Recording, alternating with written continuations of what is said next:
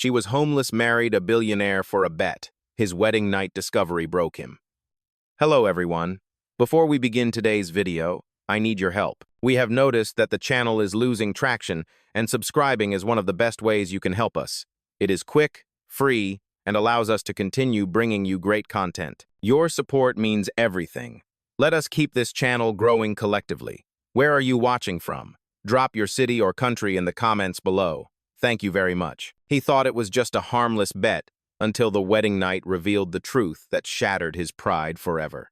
Now, let us return to our main character. The sound of laughter echoed through the rooftop bar of the Lexington Hotel.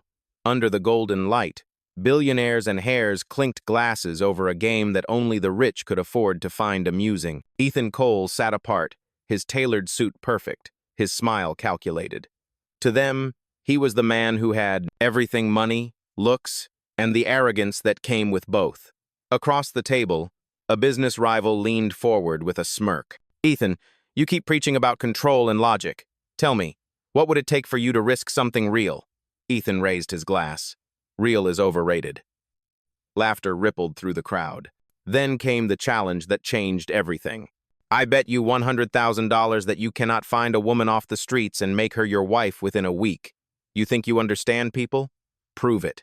The words hung in the air like smoke. Ethan's jaw flexed. A bet was beneath him, but something in his chest stirred a mix of boredom and ego. He had built empires from nothing. Surely, manipulating a marriage contract would be easier than buying another company. Fine, he said finally, setting his drink down. 7 days. That night, while the city slept, the rain came down hard over downtown Chicago. In an alley near Grant Park, a young woman huddled beneath a broken awning, clutching a thin denim jacket around her shoulders. Her name was Lila Hart, 26, once an art student, now invisible to the world. Her sketchbook, water-stained but precious, lay beside her. Each page carried a piece of the life she used to have before her father's medical bills swallowed everything. She whispered to herself, "Tomorrow, I will find a job. I just need one chance." She did not know that her chance would come wearing a black umbrella and a designer watch. Ethan stepped out of his car when he saw her. He did not know why he stopped. Maybe it was curiosity, or maybe the memory of that ridiculous bet still echoing in his mind. Rain blurred the edges of her face, but her eyes, tired, defiant, met his. "Are you cold?" he asked. "I am fine," she replied, her voice trembling. He looked at her for a long moment before saying the words that would change both their lives. "What if I told you I could solve your problems tonight? I am looking for someone to marry me. It is a deal. No feelings, no strings. Just 1 week. You will have a home, clothes, and $100,000 when it is done." Lila stared at him, unable to tell if it was a cruel joke or an act of insanity. Her stomach twisted with hunger and disbelief. "You do not even know me," she whispered. "That is the point," he said. "It is just business." The rain fell harder, drumming against the umbrella between them. She could walk away. She should walk away. But desperation has its own logic, and sometimes survival sounds a lot like surrender. "Fine," she said softly. "I will marry you." Ethan nodded once, as if signing a deal. "Good. My car is right there." When the doors closed behind her, the city noise faded, replaced by the low hum of the engine and the scent of leather seats. Lila stared out at the blur of lights, realizing she had just agreed to marry a stranger, whose name she barely knew. Ethan glanced at her reflection in the glass. She looked nothing like the women who filled his world of gala dinners and contracts, and yet, for reasons he could not explain, he could not look away. He told himself this was still a bet, nothing more. But as the rain streaked across the windshield, a quiet unease began to settle deep inside his chest. Ethan did not sleep that night. The city lights blinked across his penthouse windows like restless thoughts. He poured himself a glass of whiskey but barely touched it. The woman was asleep in the guest room, if sleep was even possible after agreeing to marry a stranger. He told himself it was only a business transaction, a bet he would soon forget. Yet her face kept replaying in his mind, framed by rain and defiance. When morning came, sunlight sliced through the gray skyline. Ethan's assistant, a man named Ryan Blake, arrived with papers and coffee. "Marriage license. Fastest I could get it." "Done," Ryan said, setting the folder on the marble counter. "But I have to ask, who is she?" Ethan answered without looking up. No one that matters. But when Lila Hart stepped into the room wearing the plain cotton dress a housemaid had found for her, Ryan's expression changed. She looked fragile but composed, her wet hair now clean, her hands folded tightly. "Is this real?" she asked quietly. "Do I sign something?" Ethan nodded. "3 rules. No personal questions. No physical contact. And when this week ends, you walk away with the money. Understood?" She hesitated, then signed her name in careful strokes. That afternoon, the courthouse clerk raised an eyebrow as Ethan presented the documents. Billionaires did not normally marry in silence and secrecy, but the signatures were legal, and the words "I do" were spoken without hesitation. In less than 10 minutes, Lila Hart became Mrs. Ethan Cole. The ride back was quiet. Outside the tinted windows, the city moved like another world, people rushing to work, couples holding hands, lives that looked almost normal. Lila kept her eyes down, her fingers tracing the edge of her wedding band. It was heavy and cold, far too beautiful for her calloused hand. At home, Ethan showed her to a private suite that overlooked Lake Michigan. "This will be your room. Stay inside when the staff is around. They will not understand." She gave a faint smile. "I do not understand either." He almost smiled back, but stopped himself. Later that evening, a dinner was arranged for appearances. The table stretched longer than a limousine, silver cutlery glinting under golden chandeliers. Lila sat at one end, unsure which glass to lift first. Ethan sat opposite, calm and detached, answering business calls between each course. The silence between them felt louder than the piano music drifting through the hall. Finally, she spoke. "Do you always eat alone in a house this big?" He looked up from his phone. "It is quieter that way. You must have been lonely for a long time." Her words hit him harder than she knew. Ethan pushed the phone aside. "Loneliness is a choice," he said flatly. "No," she replied. "It is a condition." For a moment, neither spoke. The candle flame flickered between them, and something shifted in his chest, an echo of the warmth he used to feel before success turned his heart to steel. When dinner ended, she stood to leave. He noticed she had barely eaten. "You did not like the food?" he asked. "It was delicious," she said softly. "I just forgot what hunger feels like when people are watching." That night, Ethan found himself standing outside her door, his hand hovering near the handle. He wanted to say something, anything, to make the distance less unbearable, but the rules he had written now held him prisoner. He turned away. Inside, Lila sat on the edge of the bed, sketchbook open in her lap. She began to draw the outline of a man at a long table, surrounded by light yet completely alone. Beneath the sketch she wrote one sentence, "Even castles echo when no one lives in them." Down the hall, Ethan stared out at the glittering lake, wondering why a simple bet suddenly felt like a mistake he could not undo. The following morning, the mansion woke to the quiet rhythm of routine. The staff whispered to one another in confusion, unsure who the unfamiliar woman was. Rumors spread faster than breakfast trays. Ethan ignored them. He had business to attend to, a meeting that demanded his signature and presence. Yet, as he straightened his tie, his reflection in the mirror carried the faint memory of Lila's voice from the night before. Loneliness is a condition. He pushed the thought aside. Feelings were distractions, and he had built an empire by avoiding them. Before leaving, he knocked once on the door to her suite. "The driver will take you to the mall. Buy whatever you need. The staff has instructions. Keep the receipts." Lila appeared in the doorway, still wearing the borrowed dress. "I do not need much." Ethan's tone hardened. "This is not about need. Appearances matter. We are married, at least on paper." Her eyes searched his, but she said nothing. When the limousine pulled away from the driveway, she looked back at the glass walls of the house, gleaming like a museum, beautiful but lifeless. At the shopping district, she wandered among displays of silk and perfume. Every mirror reflected a stranger wearing her face. The sales clerk smiled politely, but their eyes said something else. Pity mixed with judgment.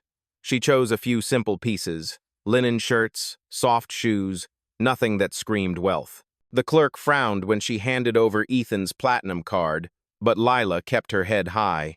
That evening, she found him in his study. Papers covered the desk, city lights glowing through the glass behind him. "I bought less than you." Expected, she said. He looked up briefly. You will need formal wear. There is a charity event tomorrow night. A charity event? He nodded. Coal Industries sponsors an annual fundraiser. Every executive brings their spouse. It will make the arrangement look legitimate. Her stomach tightened. You want me to pretend to be someone I am not. You already agreed to that the moment you signed, he replied, his tone cool but not cruel. She stared at him for a long moment before answering. I can play a role, but I will not be ashamed of who I was. Ethan leaned back, studying her. For a woman who had slept on the streets a day ago, she had remarkable dignity. It unsettled him. The next evening, the ballroom shimmered with chandeliers and laughter. Photographers lined the carpet as luxury cars arrived one after another. When Ethan stepped out with Lila on his arm, the flash of cameras blinded her. She moved stiffly, her fingers trembling against the fabric of her gown. He leaned closer, whispering, "Breathe. They can smell fear." Inside, conversations paused as people turned to stare. Some smiled, others whispered behind champagne glasses. Lila's heart pounded. She had never been surrounded by so many polished lies. A woman in diamonds approached with a sugary smile. Ethan, you did not tell us you were married, and to such an interesting choice. Lila felt her cheeks burn, but she kept her voice calm. Yes, he tends to surprise people. The woman laughed lightly, but the edge in her tone was sharp. How charming. As she walked away, Ethan's jaw tightened. You handled that well, he said quietly. I have been insulted by experts before, she replied.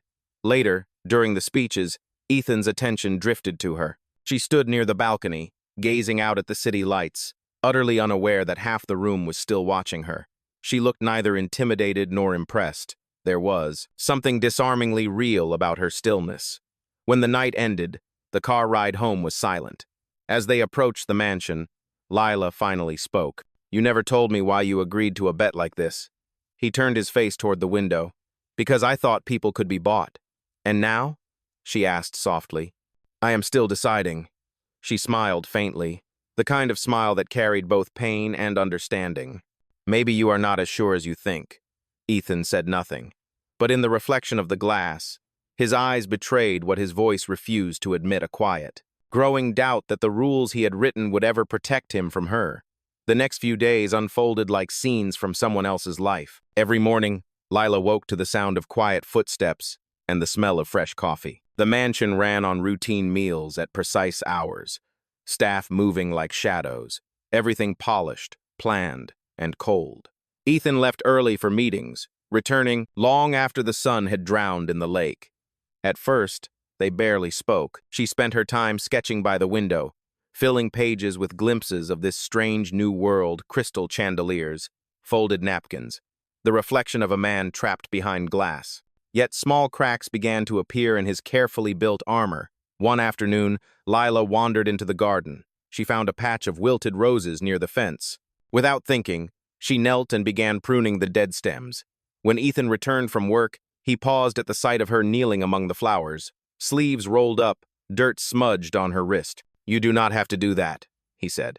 There are gardeners for a reason. She looked up, smiling faintly. Then they forgot these. Everything that grows still needs attention.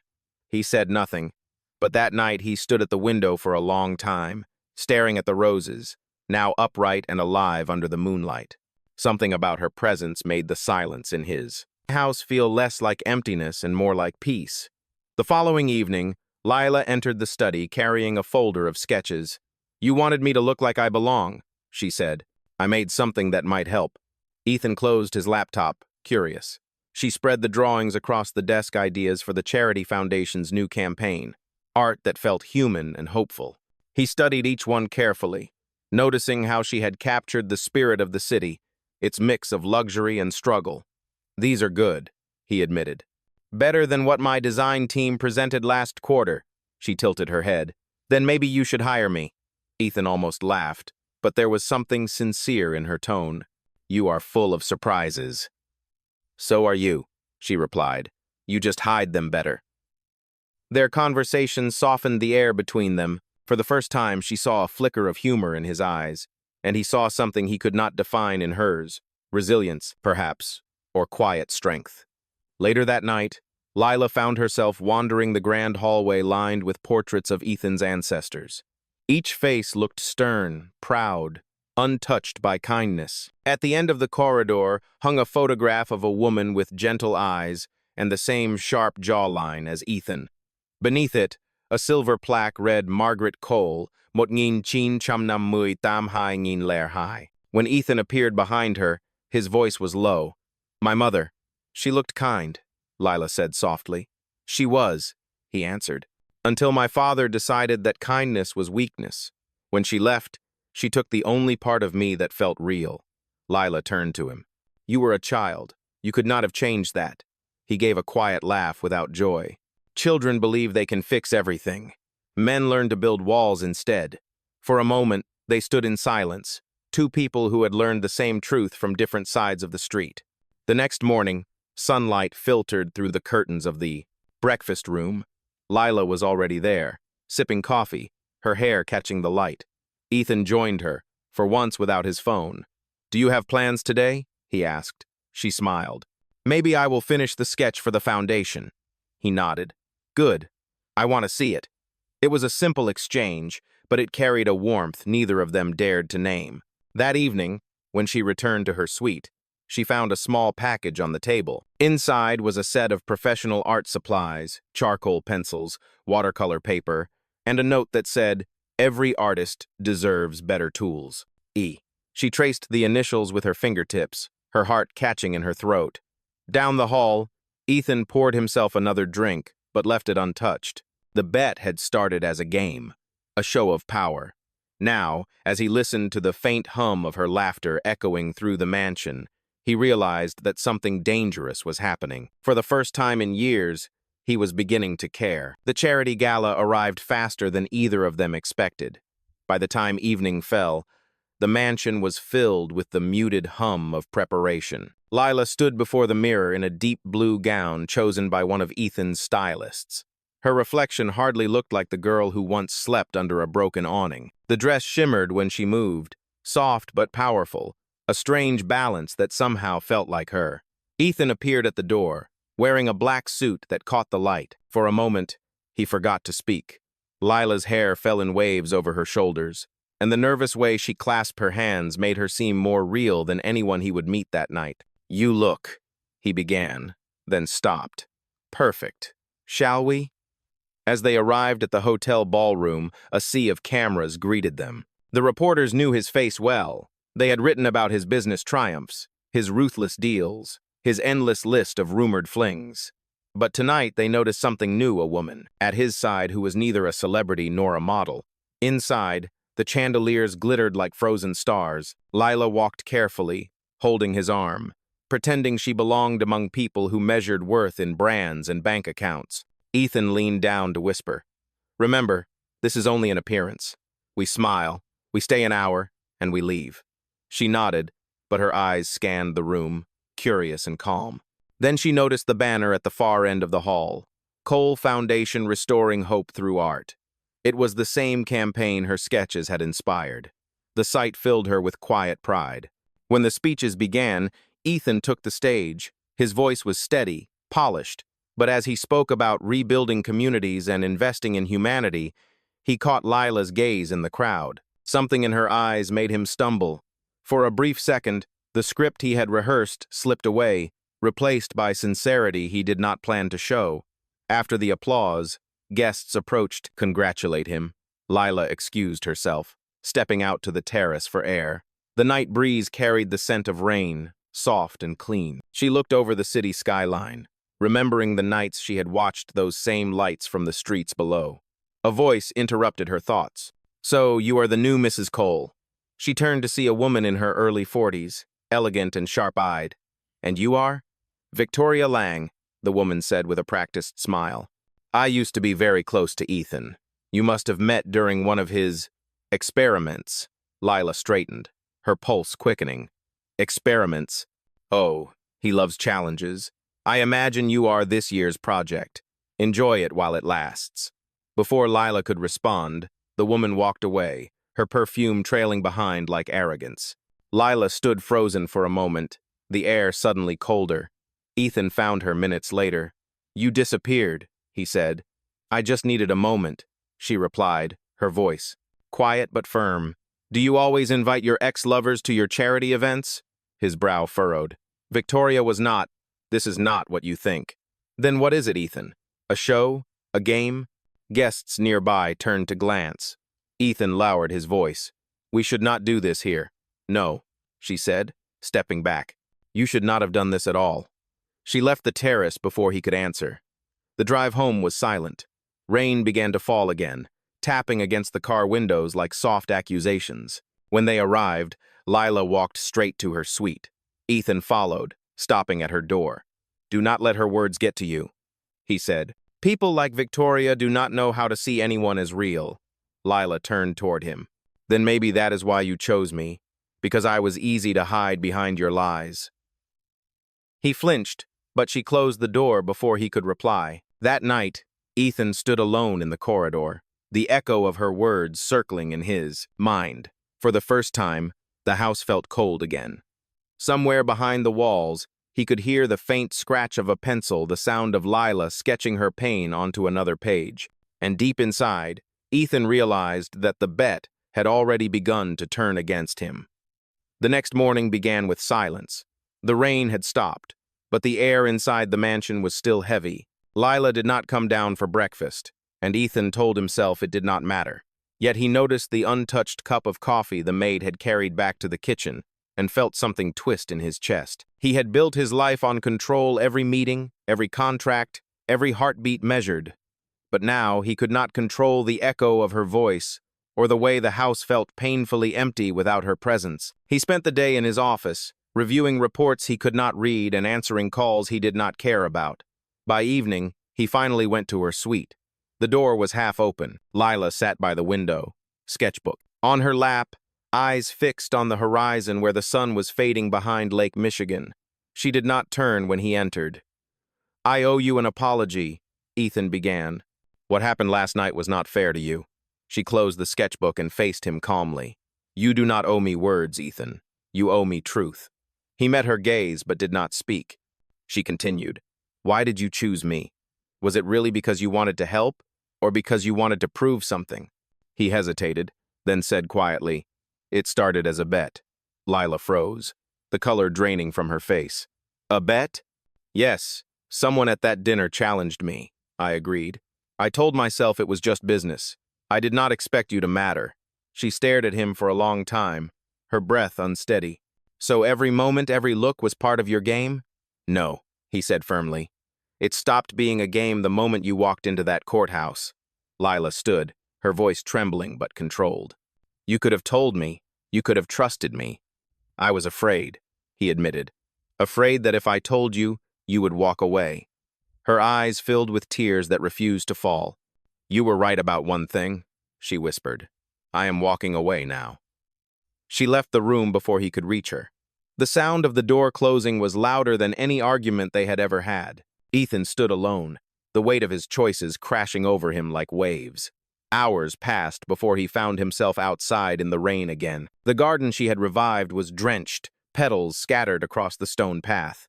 He knelt beside the roses she had once saved and realized how much he had broken something fragile, something beautiful. Inside, Lila packed what little she owned, a few dresses, her sketchbook, and the note he had left with her art supplies. She looked at his handwriting one last time, then folded it carefully between the pages of her drawings.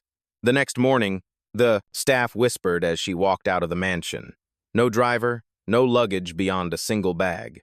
When Ethan came downstairs, she was already gone. He found a single envelope on the dining table with his name written in her delicate handwriting. Inside was one of her sketches, a drawing of the mansion at dawn. Beneath it, she had written a single line. "You gave me shelter, but never a home." Ethan's hands shook as he folded the paper. The house was silent again, just as it had been before she arrived, but now the silence felt unbearable. That night, for the first time in years, he did not go to the office or pick up his phone. He sat alone in the dark, staring at the roses outside the window, the same ones she had brought back to life.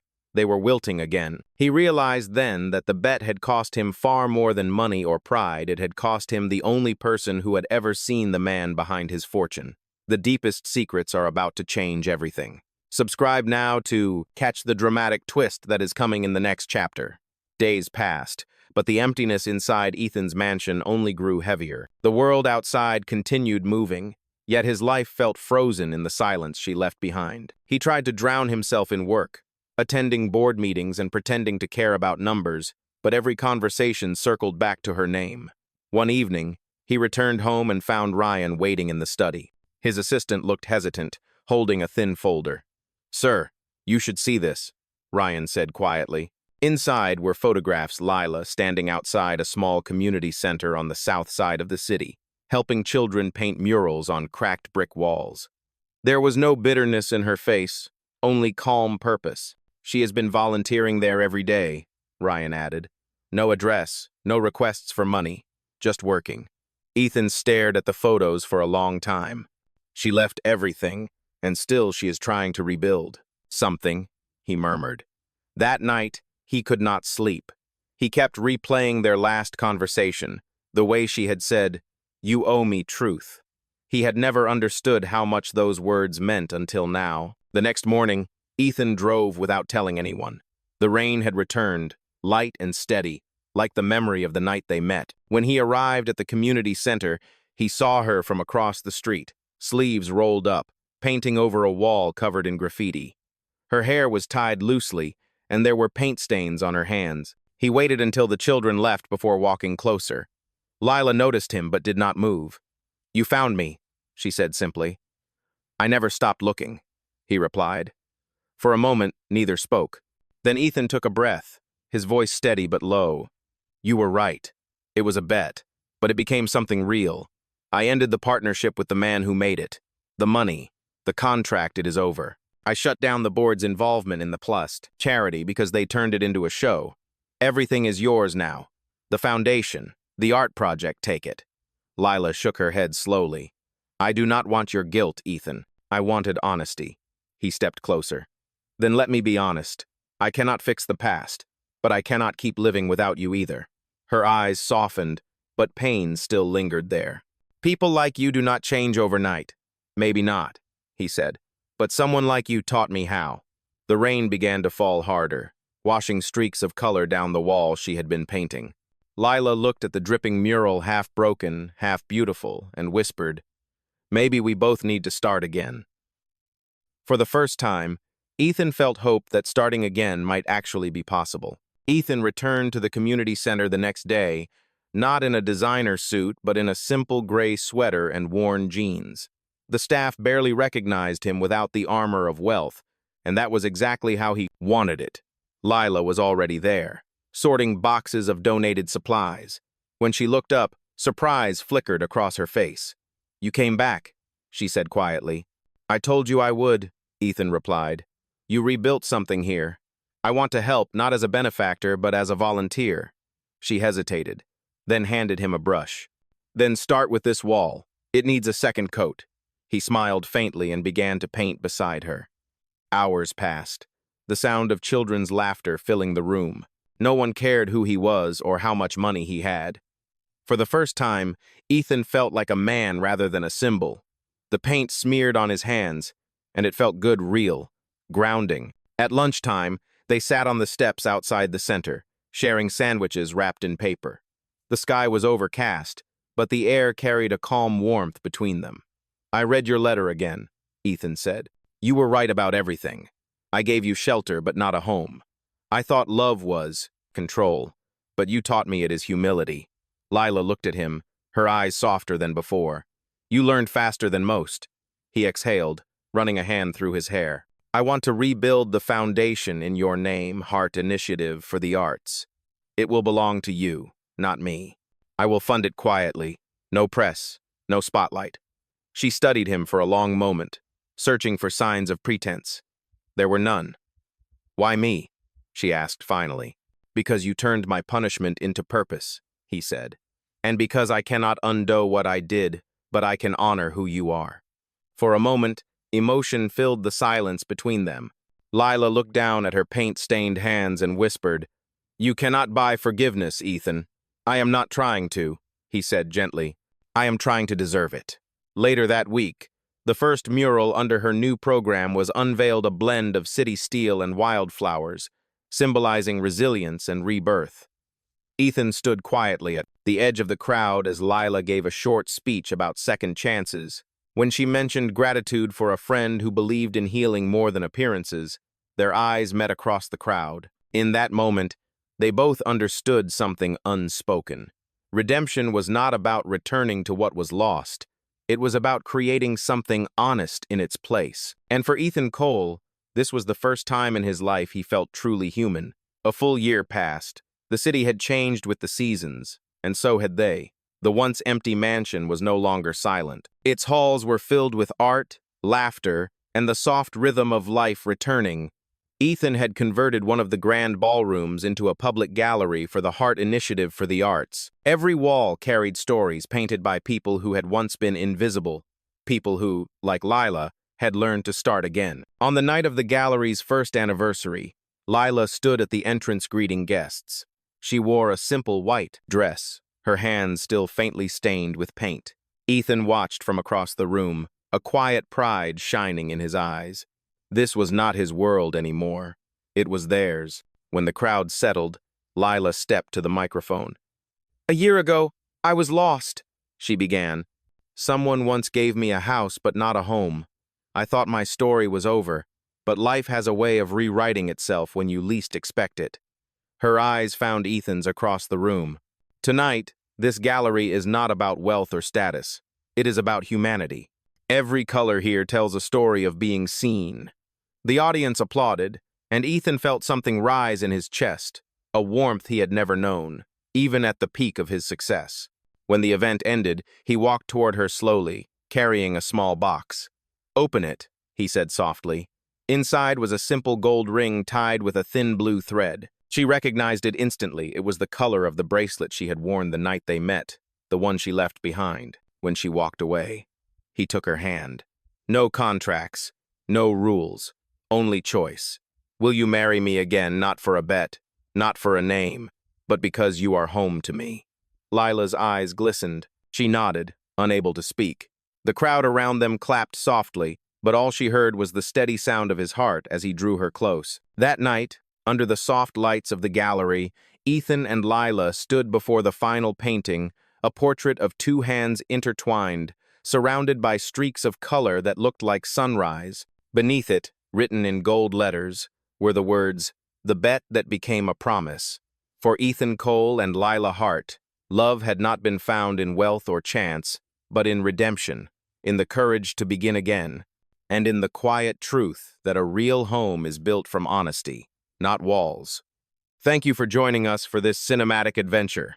If you want more untold stories of billionaire love and redemption, please subscribe and choose your next true heart journey on your screen now.